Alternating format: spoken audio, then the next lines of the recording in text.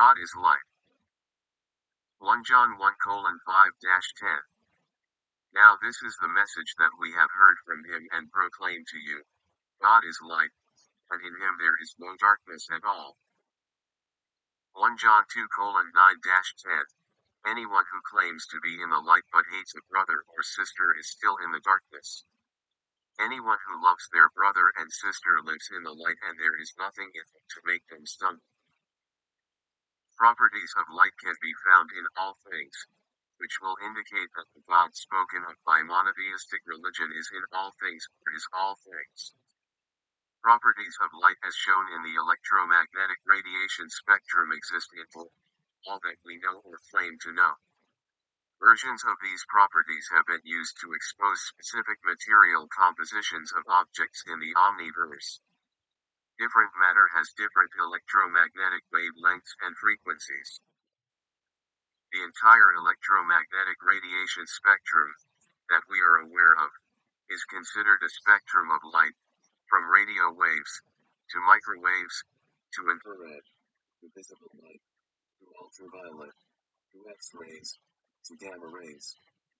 We have been able to harness many of these different light waves and frequencies for space exploring telescopes, satellite transmissions, GPS systems, weather forecasting, television and radio broadcasting, mobile phone communications, etc. Everything we see is an intimate interaction with our world through the constant interplay of light from the source reflecting off objects to the observer's mechanisms of eyesight. Our eyes perceive particle motion of light reflected off the objects we witness. All our senses can be perceivers of intimacy with the omniverse/God if we are or remain conscious of this intimacy. This particle or spiritual intimacy is always present whether we are conscious of it or not. We stand next to a very large tree and look about on the ground around the root system. We will see that there is no displacement, no hole in the ground to represent the volume of the standing tree. If the tree were made of elements from the ground, a large redwood tree would leave a small canyon near its base. Earth is often seen in the roots lifting the ground and adding volume. Apparently, the trees and plant life on the surface of the earth are primarily composed of air, water, and sunlight or light. If we burn the wood from a tree, we can see a similar process reversed in the release of stored solar energy as light and heat from fire. Released light travels and can be seen for great distances in all unobstructed directions. This stored solar energy being released as fire, light, heat, or body fuel can keep us alive in temperatures that we would otherwise perish when the sun is not able to warm us. We eat plant material and animals that eat plant material, so we are also composed of the same air, water, and sunshine or light. Almost all things commonly known as living, including living things that have died as in fossil fuels and wood, or a type of solar battery. Animal life found beneath the surface of the earth that appear to be detached from a dependency on the sun use alternate sources of heat, accelerated particle motion within a temperature range from beneath the earth, or are fed from solar-produced products dropping from the surface. Every so-called living thing appears to be created out of thin air, in a similar manner to the way God is said to create our universe in the book of Genesis by speaking it into existence instantaneously. The Big Bang Theory suggests support for our universe being created out of what would appear to be nothing. Religion may call it God's creative Big Bang with intelligent evolution or evolutionary intelligence. This writer does not support either the creation story as it is written or the Big Bang Theory that the ancient light from a multitude of stars and galaxies depicting a vast variety of varying times from the distant past that falsely appears to represent our current view of an expanding universe that is not where it appears to be, must be interpreted as having a beginning, and that this beginning was a very small singularity and not a large conglomeration of all the matter in the current universe, or that the universe expands and contracts in time frames that are clearly beyond our measurements. What is it expanding into? We would have to be in the center of the universe to make the claim. Is the Earth the center of the universe? Infinite space is beyond our observations and comprehension. Because of the immense time lapse of ancient light, we can't know what is out in all our visible portion of the universe. We can know some things about what's out in our visible portion. Big Bang Theory is a petty theory relative to infinite space and a delusionally narcissistic snail brain proposal. The Big Bang Theory is evidence that some in the scientific community are theorizing into the same questionable arenas that scientists and atheists criticize the religious for, or that they are trying to make a religion out of science by promoting an alternate beginning story, or they are trying to justify their religious beliefs and foundations, or they are smoking some really good shit, or a combination of all the above with a few other questionable theoretical thoughts thrown into the mix.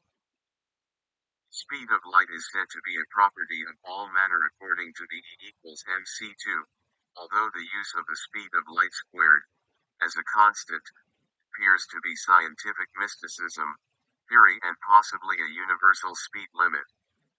Light may be the fastest motion detectable in the omniverse by humans in the 21st century.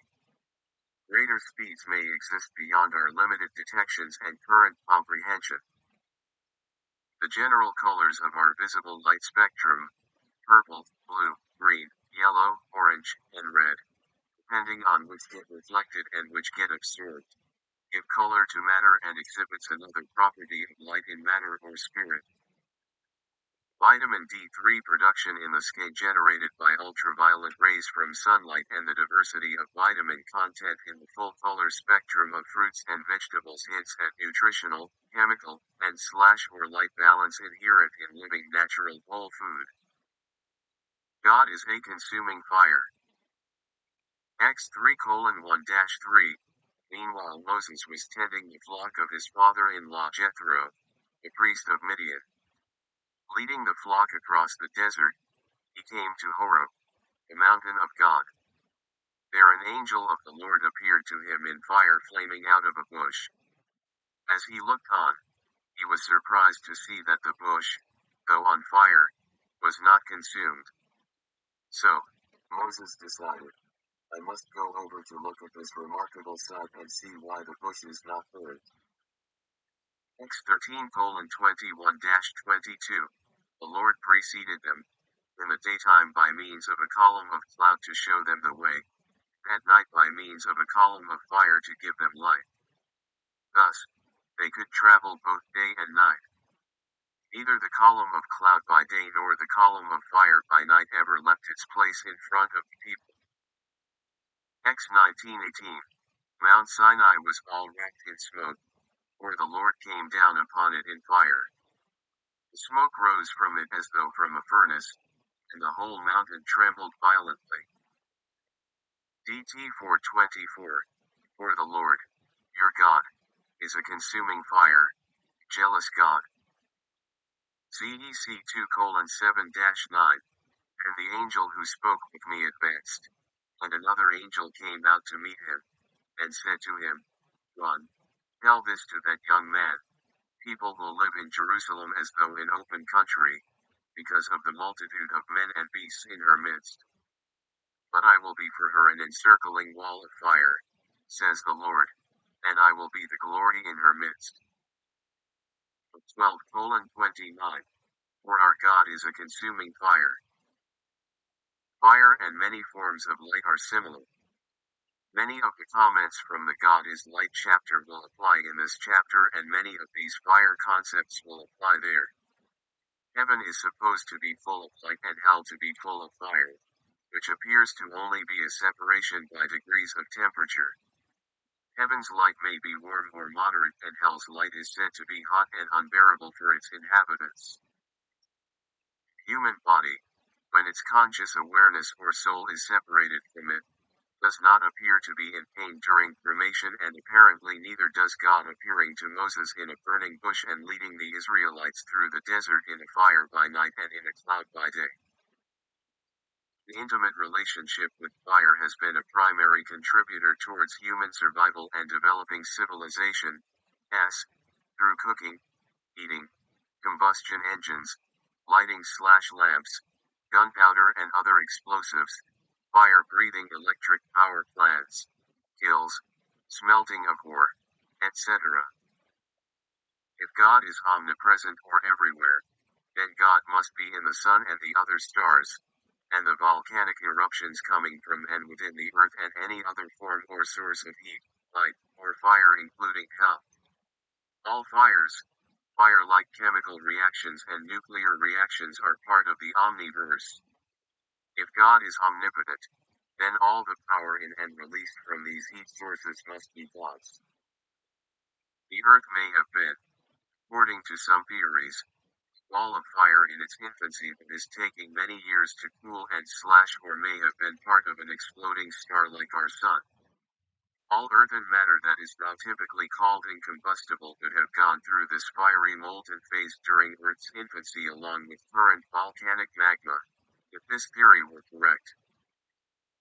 The sun's fiery nuclear fusions are intimately involved with creation or life on the surface of the Earth. The fire-like particle vibrations of the nuclear energy dance that is taking place on the sun's surface is emanating out to planet Earth and generating and maintaining a continual energy dance within specific particle motions, temperature ranges, or light wave frequencies here among the living. What we normally call living things on the Earth's surface and most of the seas would not be alive without the particle motion or light wave frequencies of the solar energy released from that fiery source. Almost all common living bodies on the face of the Earth and much of the upper regions of water bodies are storage cells of solar energy. Some deep-sea and deep earth organisms may use the warmth of fire like underground/water volcanic discharges and/or chemical reactions. We could say that we are air, unconverted nuclear energy emanating from the fire-like reactions of our sun. Evolutionary theory of first life on Earth may have had its life jump-started and maintained by the vibrations of this fire-like solar energy or the fire-like molten lava and steam vents beneath the Earth's surface or lightning. This may have appeared like Frankenstein's monster on the table receiving voltage from lightning.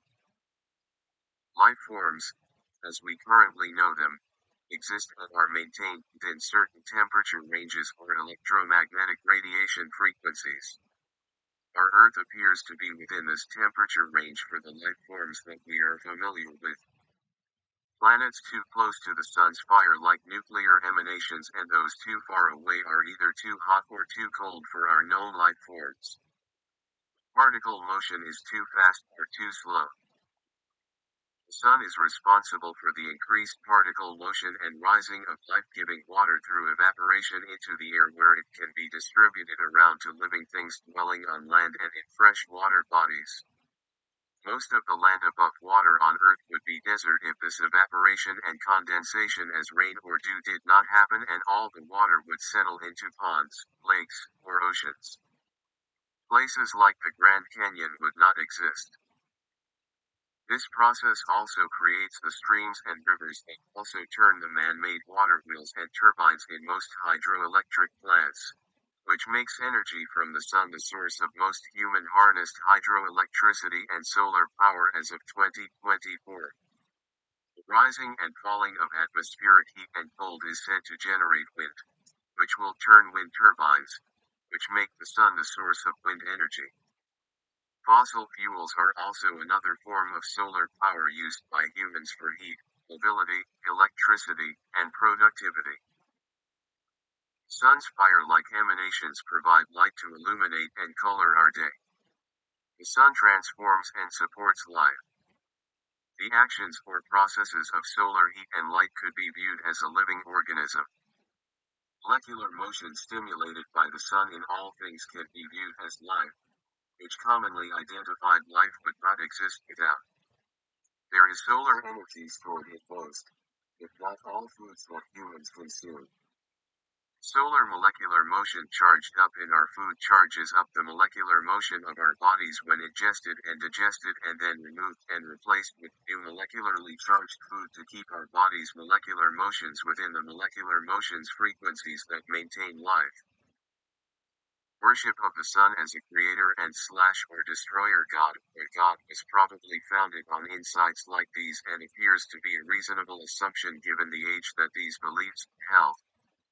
Even today a case could probably be built for the sun being a creator and sustaining god, although we won't do this here because the sun does not come close to the terms omnipotence, omniscience, omnipresence, and ignores the fact that the source of the sun's energy is from part of atomically charged omniversal energy or God's spirit releasing this energy through nuclear reactions on and inside the sun. The sun's practical effective reach is not infinite. Any godlike, creative, and / or life-giving qualities that can be given to the sun belong to the source, sustainer and substance of the sun and all things.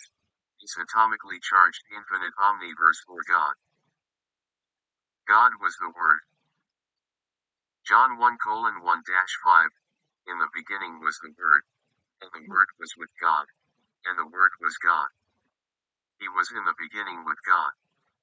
All things came to be through him, and without him nothing came to be. What came to be through him was life, and this life was the light of the human race. The light shines in the darkness, and the darkness has not overcome it. John 1:14. And the Word became flesh and made his dwelling among us, and we saw his glory, the glory as of the Father's only Son, full of grace and truth. Luke 1:37. For no word from God will ever fail. God creates everything with words. Gen 1. J 31:31-35. And 1:3. If we found primitive humans in a remote location on Earth that had no contact with our modern world and told them that there were voices, music, and images all around them, they would question our proposal or think these transmissions were the voices of spirits, ancestral or otherwise. Modern technology has produced a situation where almost all the particles in the Earth's atmosphere are involved in the transmission of words, images, and other sounds. Radio waves, processed through wireless communications, travel through the particle vibrations of walls and other so-called solid objects to be received by our radios, satellite dishes, and cellular phones. Almost everywhere in our world are coded versions of conversations and images that continuously pass through our bodies and the space around us. We do not hear or see these conversations, images, and sounds without the aid of mechanical reception devices because our eyes and ears are not tuned into the proper frequency or cannot decipher the transmitted codes. We may also not be tuned into the frequency of intuitive guidance from other sources. Because one wireless phone in a crowd of millions receives a call from someone does not mean all the other people in this crowd will receive the same call. An individual may receive intuitive information that only they can access in the same way that only the telephone that is programmed with phone number will receive the call from the caller. When prophets and individuals claim to hear the voice of God or personal intuitive guidance that no one else hears, it does not mean that this prophet or individual does not hear the voice. We are not saying they have. We are exposing that it is possible. The imperceptible human-generated transmissions of conversations / words, sounds, and images also exposes the potential for the presence of alternate universes, ghosts, spirits, extraterrestrials, angels, demons, etc. Much may be and is going on all around us without our conscious knowledge or perception due to the limitations of our senses and scientific exploratory instruments. Humans guided the movements of the Mars rovers, Spirit and Opportunity, from Earth at varying distances between 110 to 200 million miles away, depending on the orbital locations of Earth and Mars, and received pictures and scientific data from them. We create the Mars rovers and other spacecraft through thoughts converted into work-directed labor to build these machines, and then we direct their activities with thoughts converted into words and then again coded into transmitted signals. Our creative intelligence is a product of our atomically charged omniverse or spirit of thought, and it can therefore be said that the universal spirit has created that is communicating with and moving these rovers through us. We are using the energy or spirit of the omniverse/God to create. 10. Communicate with and move machines millions of miles away. We are being created as we create. Therefore, our creations are the creations of omniversal energy or the Spirit of God. Every particle of your body came from, is now and will continue to be part of the omniverse or God. If the omniverse/God produces humans that can send and receive voices, music, pictures, and information through satellite, radio, television, wireless phones, and the open air, right here, all around us in this living moment, then the producer or creator of man can send, receive, and be the Word. We can see the possibility that statements made 2,000 to 3,500 years prior to today's electronic communication technologies have some very interesting connections with 21st century knowledge and unusually perceptive insights for those times. God speaking from the sky, a cloud, fire, another person, or anywhere else is within the realm of reason, since man, who is himself manifestation, product, or creation of the omniverse/God, is sending words, music, sounds, directions, and images all around our world, 24 hours a day, even through fire and objects commonly known as solid, using forms of light. When this God was the word, quotation, and the others used in this writing were spoken and believed, there was little scientific support for them. Humans can send a lifelike moving images and words of actors, newscasters, and politicians all over our world at the same time. The images of these people can be seen in any place that the satellite or radio transmissions can reach, which is most places in our atmosphere and beyond. Therefore, if an actor can be in many places at the same time, the possibility that Jesus and God's words can be in many or all places at the same time is possible. Jesus was called the Word of God. According to what we now have written in the New Testament, Jesus has been considered God's Word in the flesh. God's message of returning to loving God in all with everything we have without getting caught up in the idolatry or distractions of living limited individual people, places, things more than God in all, was voiced through Jesus. Jesus represents God's calling us to wake up and remember and return to loving union with God in all with all our faculties. Jesus is a messenger from God, or God. There is a high probability that the source of the human creativity that can send words and images all around our world can also send words, images, and intuitive guidance throughout the infinite omniverse. Every creative word that we have thought, written, or spoken is a creation of the omniverse. Everything we do, think, create, or say has its source in omniversal energy or God.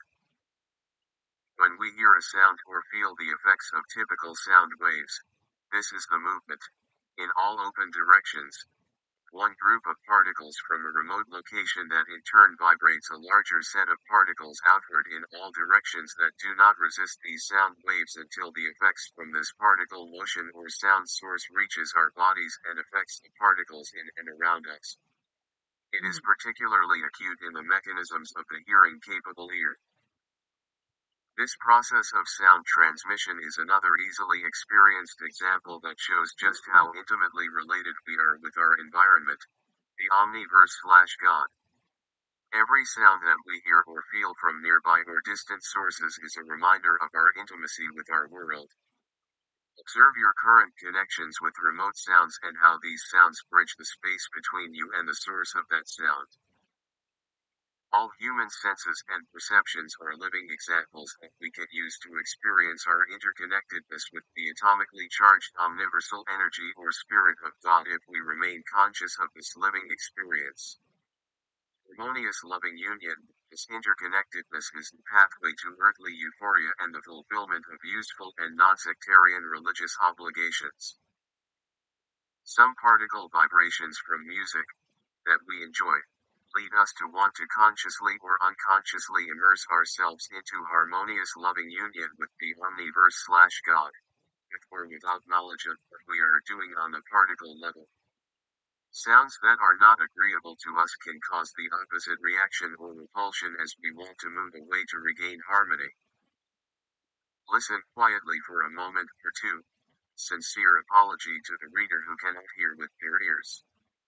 You are sure to hear the vibrations of birds singing/chirping, wind whirling around tree branches and other objects, raindrops landing, or the effects of mechanical motion and other sounds from a variety of different sources traveling through the air, walls, and other obstacles and moving the mechanisms in your ear. In the case of more amplified sounds, the windows may vibrate or break, and you may feel them in other parts of the body.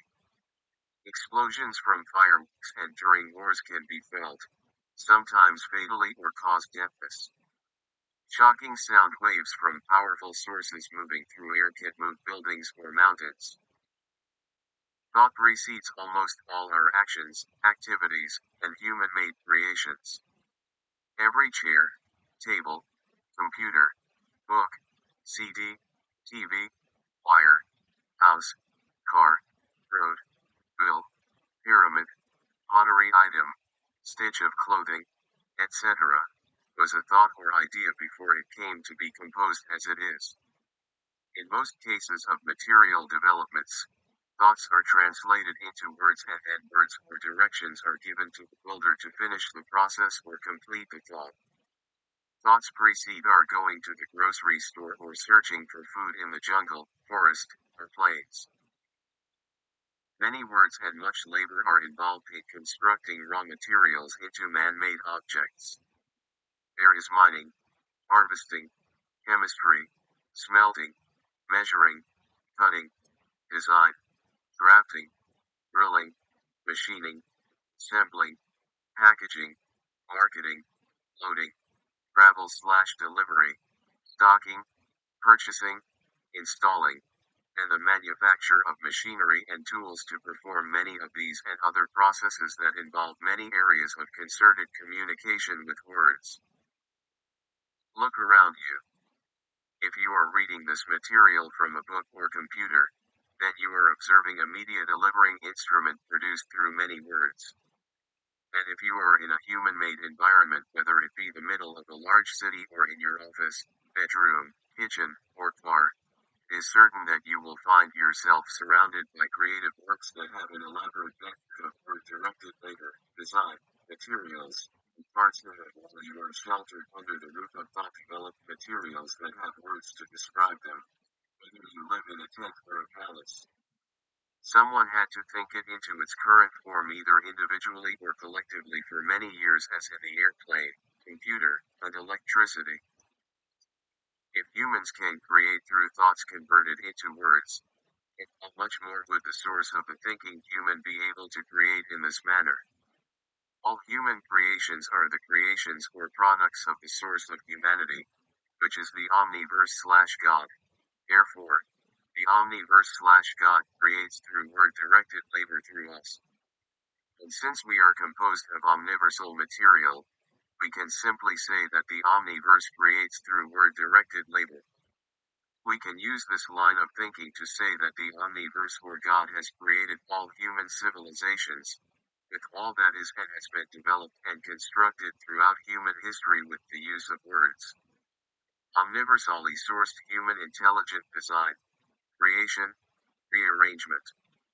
Everything that humans build or create is built or created by the Omniverse or God. Conversation with words can be held within the mind as well as with other human-made communication devices without the need for human vocal cords. Many of us assume that the only communications that we can understand and/or interpret are spoken by human vocal cords in the language that we are familiar with. There are millions of vocal and verbal conversations going on all around you and even in or through you at this moment that are broken down into codes that are only decipherable by the electronic devices that are designed to receive and/or interpret them and/or the individuals that understand the language or codes. This writing is an adventure using words.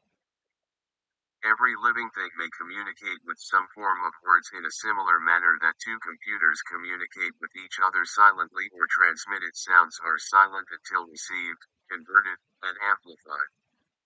Plants and animals without our vocal cords may communicate with each other in a language not yet completely deciphered by humans. Humans are said to be deciphering some of these languages.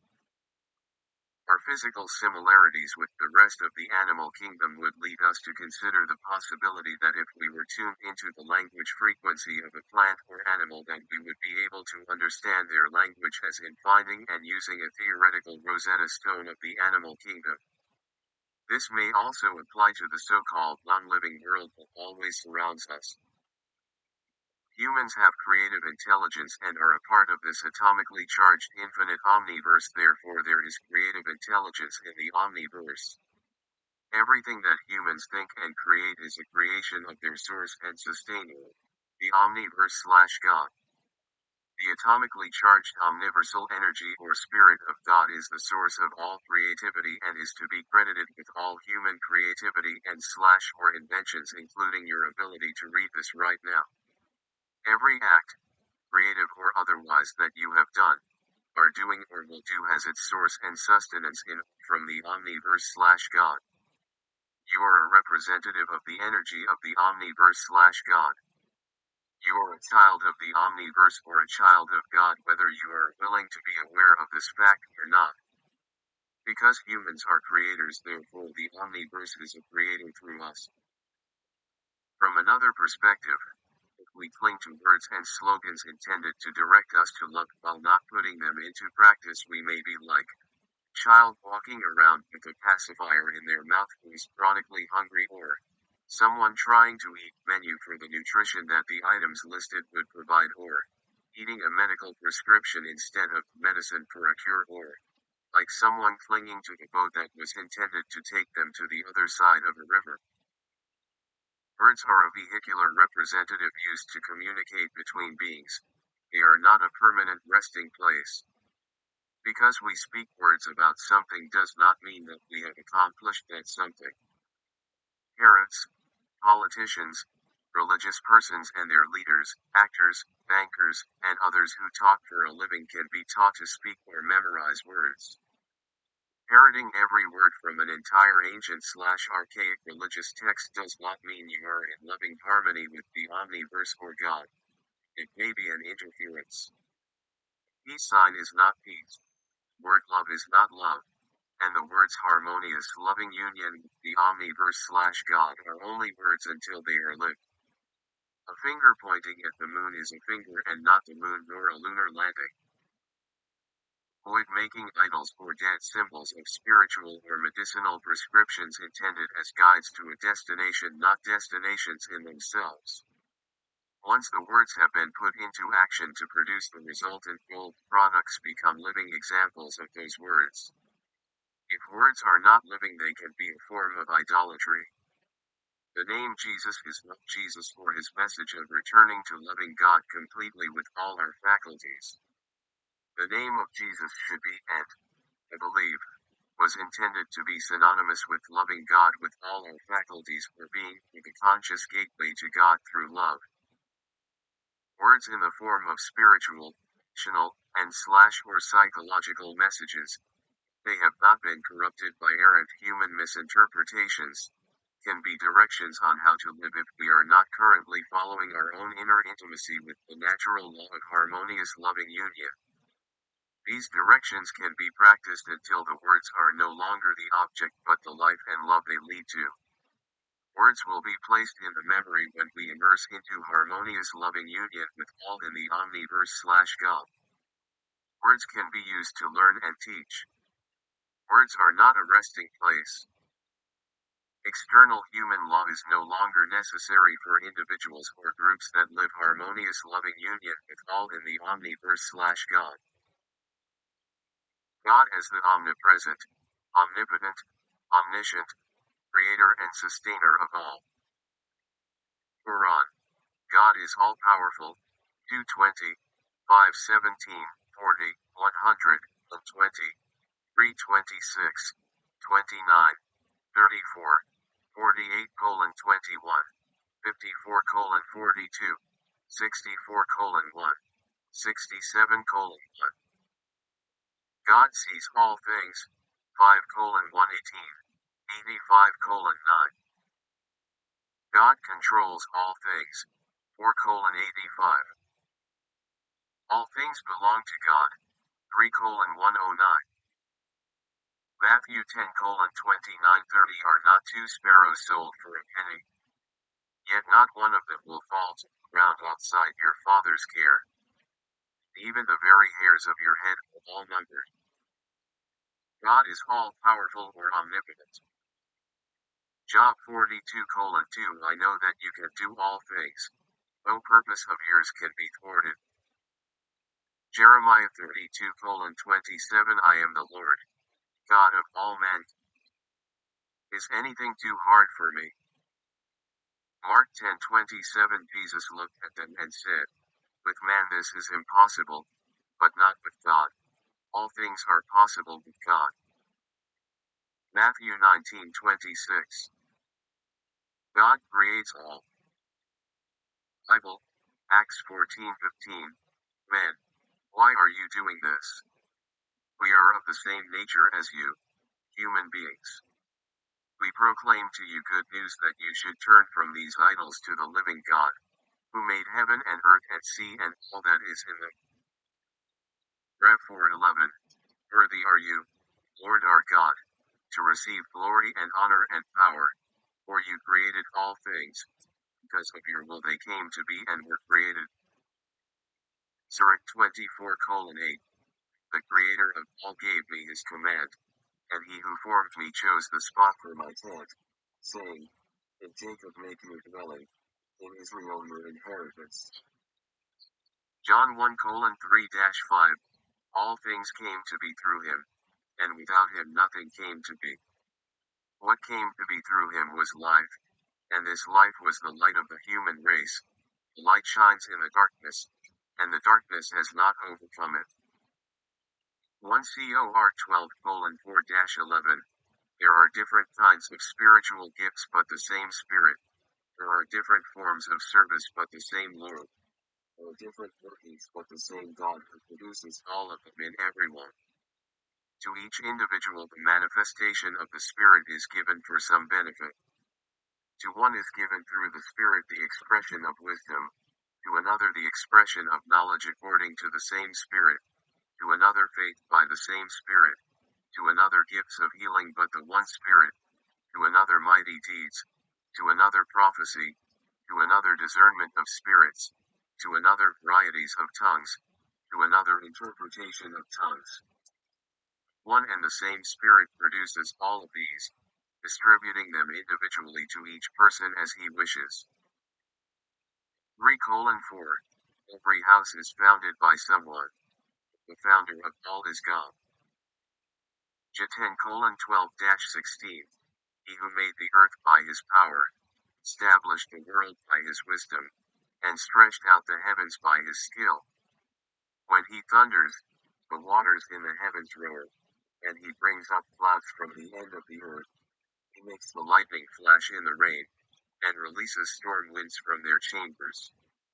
Every man is stupid, ignorant.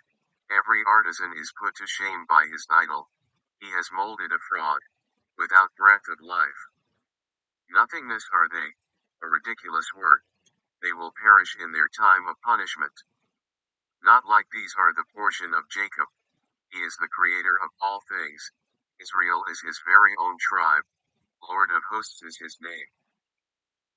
Quran 2:28, 4:79, 67:13, 87:1. God is everywhere or omnipresent. Bible, Acts 17:22-29.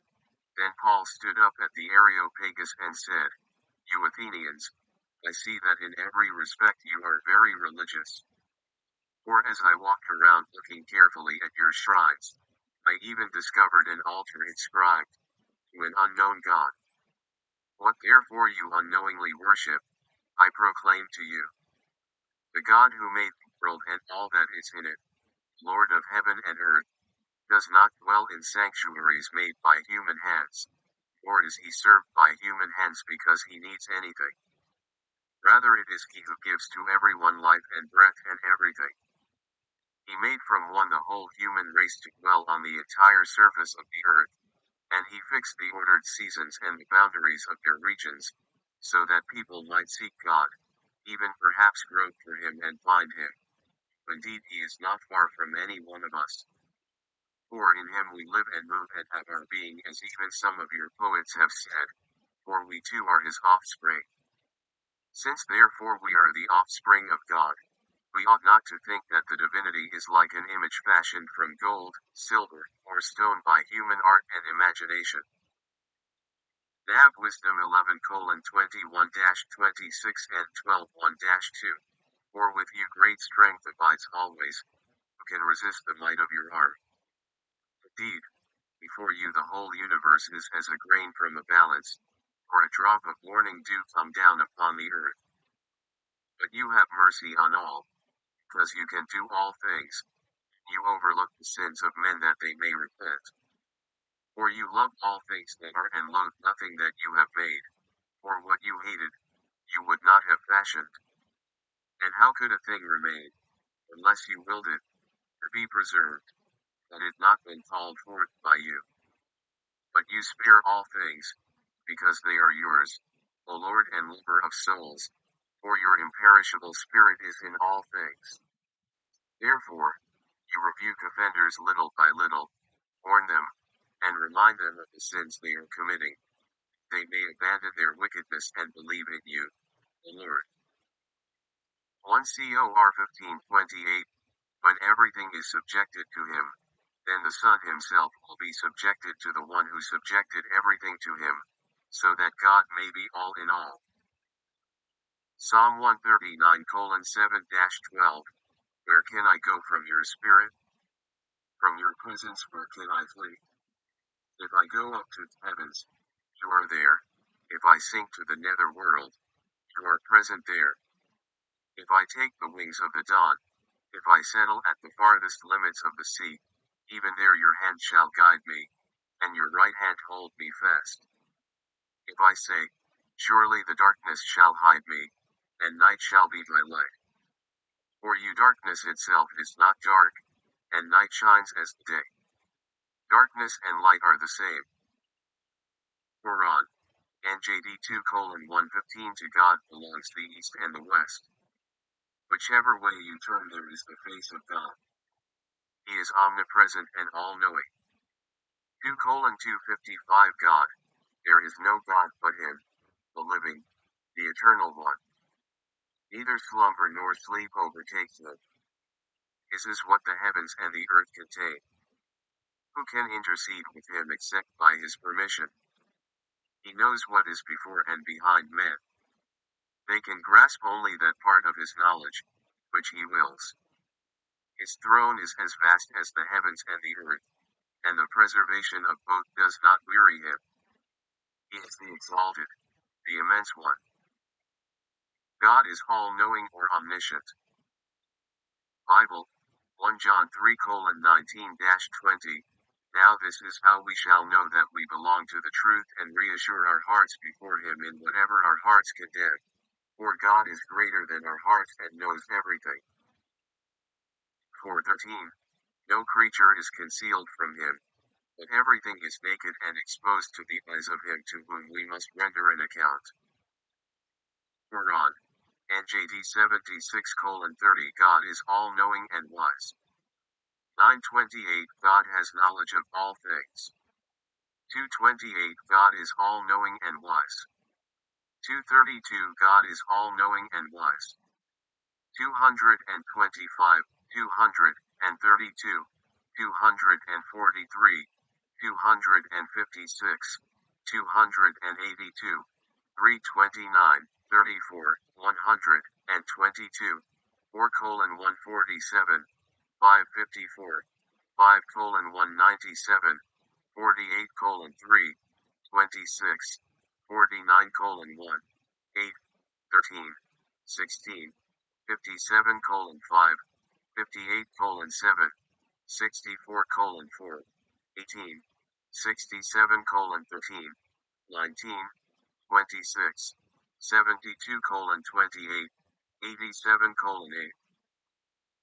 Again, if humans have creative intelligence and have been created by God or produced by the Omniverse, then there is creative intelligence in the Omniverse.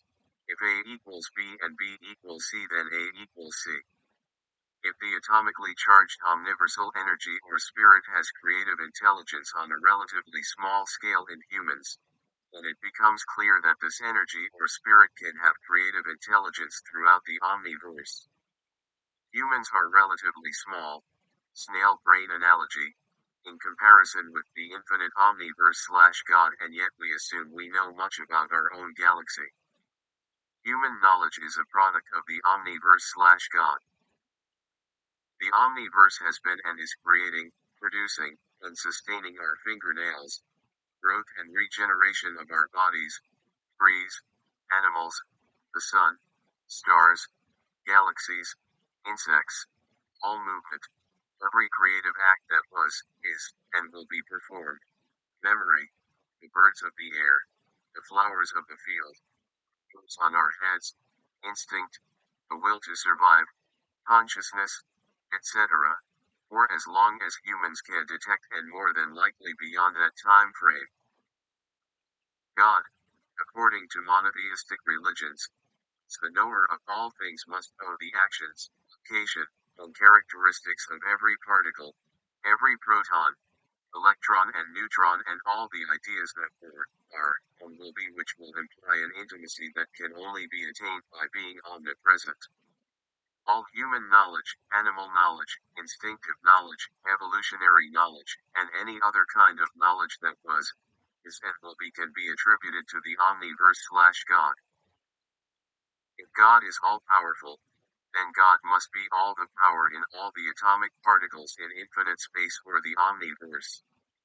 If this is not true, then God is only partially powerful and therefore is not the omniversal God of monotheism. Transcendent God that is less than the Omniverse is a fragmentary God who is not all power or omnipotent. If there were a devil or demons that exist apart from God, they would be something that God is not creating, controlling, present in. If this is the case, then a limited God of this understanding is not omniscient, omnipotent, nor omnipresent. A devil or demons may exist, but an omniversal, omnipotent, omniscient and omnipresent God must be their creator and sustainer while being present in every particle of their being. The logical conclusion from this information is that an omnipotent God of this magnitude must be the atomically charged, omniversal energy or spirit that is all things. The Omniverse is the only totality that can meet the requirements of omnipotence, omniscience, and omnipresence. The monotheistic God is the Omniverse. The ideas of free will and predestination arise with these thoughts. We have free will and are separate from God, then God is not the creator of all things. We create some things, thoughts, art, speech, dance, error, etc., and God creates the rest of creation that does not have free will. If God does create all things, then predestination may appear to be correct. God knows ahead of time what we will do because God is creating all our actions and we live as automatons of God's creation. Then punishment for sin cannot be real because it would be nearly impossible to imagine a God that would make its creatures do wrong and then punish them like some little child disciplining an inanimate baby doll for imaginary wrongs or torturing toy soldiers while playing army in a sandbox. We can say that sin is anything that disrupts our loving connection with the Omniverse/God. A logical conclusion of this free will discussion is that we are atomically charged manifestations of omniversal energy or God's spirit or children of God or gods with creative aspects of omniversal energy or God's spirit. We appear to have a narrow spectrum of free will available to us, within or as individual parts of the Omniverse/God with guidance or compulsion through innate instinctive, spiritual, intuitive, physical, psychological, and/or evolutionary laws. The natural laws and features in our lives of gravity, hunger, thirst, survival, instincts, mass, temperature, resources, inner organ functions, pleasure seeking and pain avoidance, etc., arrow the options of free will. The Omniverse/God is creating 99% or more of our lives, being, and body. If we align ourselves in living harmony with the Omniverse/God, then we move closer or completely into alignment with the will of our Creator or God's will. If we are loving all, then there is no reason to struggle with our will vs God's or nature's. It has been said that the eating of fruit from the tree of the knowledge of good and evil caused us to leave the intimate and present oneness of harmonious loving union with all in the biblical Garden of Eden. Then we are said to have begun functioning primarily from or through reason with an awareness or illusion of separation by seeing so-called good and evil actions and things, then turning from the moment to the less than lifelike images in our minds of past and future. Return to loving God in all, with all, that Jesus and others try to guide us into, would be a return to intimacy and spiritual fulfillment. Returning to the proverbial Garden of Eden by eating from the tree of a returning to harmonious love of God, in God, fulfillment of life in the present awareness of our inescapable immersion in the glorious atomically charged omniversal energy or spirit of God. If we can see and love all things beyond good and evil, as being manifestations of the same atomically charged omniversal energy or spirit of God, and that they just are, then we can re-immerse ourselves back into the proverbial Garden of Eden within the Omniverse/God without the separation and disruption of awareness that continuous judgment causes. Matthew 4:43-48. You have heard that it was said, you shall love your neighbor and hate your enemy. But I say to you, love your enemies, and pray for those who persecute you, that you may be children of your heavenly Father. For he makes his sun rise on the bad and the good, and causes rain to fall on the just and the unjust. For if you love those who love you, what recompense will you have? Do not the tax collectors do the same? And if you greet your brothers only, what is unusual about that? Do not the pagans do the same? So be perfect, just as your heavenly Father is perfect. Bhagavad Gita/Krishna 5:18. With the same evenness of love they behold the Brahmin who is learned and holy, or a cow, or an elephant, or a dog, and even the man who eats a dog. The will to live or survive, the will to adapt, the will to seek loving oneness, to fight or flight, eat, to have purpose, healing, creativity and procreation are innate drives within living things. The atomically charged omniverse or spirit of God is the source of and is all these drives. If there were nothing willing the commonly known living to possess and act on these drives and live, then life as we know it would not exist and persist. There has yet to be discovered a scientific or rational answer for our ability to consciously direct our physical body movements and the consciousness that directs them. Where this consciousness comes from at its inception and where it goes after death do not yet have an answer from pure reason or science. They are part of the Omniverse/God. They come from and return into the Omniverse/God. There is something within every so-called living thing that keeps all its continuously changing particles arranged as itself. This something orchestrates the replacing of vitamins, minerals, proteins, etc. to maintain, regenerate, and rejuvenate all organs and body parts on a daily or moment-to-moment basis until old age or premature death removes this force from its body. And this something is not us. Something wants all living things to live and wants all living things to survive and propagate. Since we do not know who or what it is behind our lives and the lives of all the living, we cannot rule out God. Humans have accumulated large quantities of knowledge about the world we live in. We can be relatively certain that we will continue to learn more about this atomically charged omniversal energy or spirit of God or God. All right. There's a couple of little chapters in the Will to Flower book. We're going to move on to the question of Jesus as God, since we're discussing, we're primarily discussing what you need to do to fulfill the first commandment, the number one commandment, the foundational commandment of the Judeo-Christian belief system. And somewhere through let's just stick with the Judeo-Christian belief structure, because I do think somewhere along the line that the term Muslim, one who submits, and Islam is surrender, that somewhere along the line there may have been, although it's been lost by some of Muhammad's followers, uh, to submit to loving God with all your heart, mind, soul, and strength. There's an outside chance that Muhammad had that idea, but it's been lost. It's buried underneath a bunch of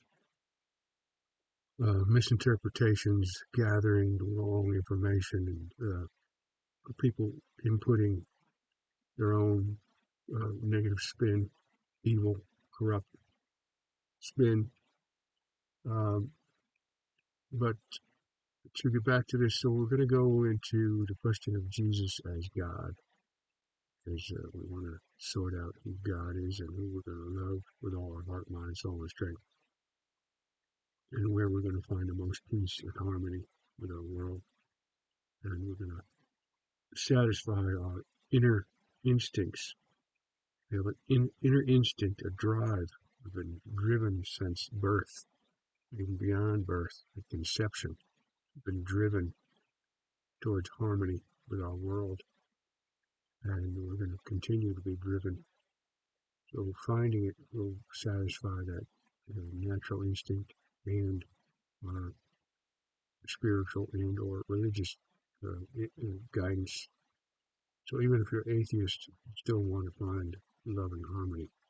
So this applies to all the living, but particular for humans, because we're speaking the language of direction. So anyway, that's enough of that. We'll end this one here, and we'll go to the next chapter and make the next video on the question of Jesus as God.